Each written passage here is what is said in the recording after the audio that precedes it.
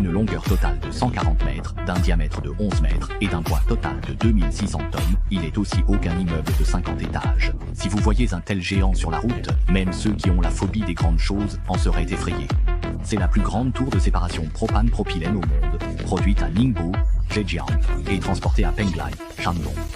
Certains se demanderont combien coûte le transport de cette chose.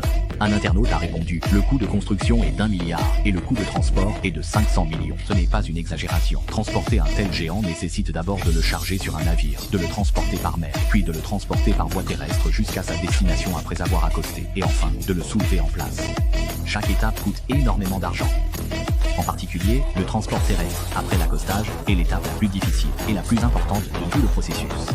Par conséquent, pour s'assurer que le processus de transport se déroule sans accroc, le transporteur a commencé à élaborer un plan de transport 6 mois à l'avance, et les préparatifs ont pris plus d'1 mois. Pour éliminer les obstacles pour l'équipement de transport, plus de 50 lignes de communication et de haute tension ont été modifiées localement, plus de 10 ponts ont été renforcés, plus de 20 sections de route ont été élargies, et plus de 400 acres de terrain ont été expropriés. Un autre internaute a demandé « Que faire si on rencontre un péage ?» La réponse est de le dénouer. En général, les péages disposent de voies extra larges pour permettre le passage de véhicules transportant des marchandises spéciales. Cependant, l'équipement transporté cette fois-ci est encore plus large que le péage. Il est donc nécessaire de le démonter temporairement. Mais une fois que la marchandise est passée, il faut le reconstruire. Tous ces frais doivent être couverts par la société de transport elle-même. Alors, une fois le dégagement de la route terminé, comment transporter l'équipement de 2600 tonnes? C'est ce type de camion de transport à plateau hydraulique. Ce type de camion de transport est composé de plusieurs modules, et la taille de la cargaison détermine la taille de l'assemblage. Chaque rangée de roues peut avancer, reculer et pivoter, permettant ainsi de tourner sur place ou de faire demi-tour. Pour ce transport, le camion à plateau compte plus de 1200 roues, suffisamment pour supporter un poids de plus de 2000 tonnes.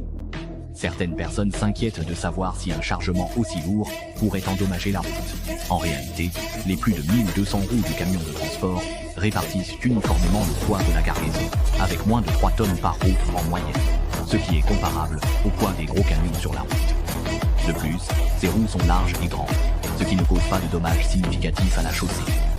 De plus, pendant le transport, il est nécessaire de mobiliser de nombreux personnels pour inspecter l'état de la route, ouvrir la voie, escorter et effectuer des réparations mécaniques. Et il faut également la coopération de la police de la circulation et des autorités routières pour gérer à tout moment les situations imprévues.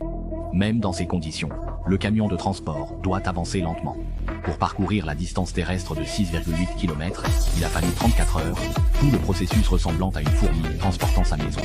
Certains internautes imaginatifs se demandent pourquoi ne pas utiliser le transport aérien, étant donné les difficultés du transport terrestre. Prenons l'exemple du plus grand avion de transport au monde, l'Antonov An-225, qui mesure 84 mètres de long, avec une envergure de 88 mètres, et dont la capacité maximale de transport est de seulement 250 tonnes. De plus, cet avion de transport a été détruit récemment par la guerre.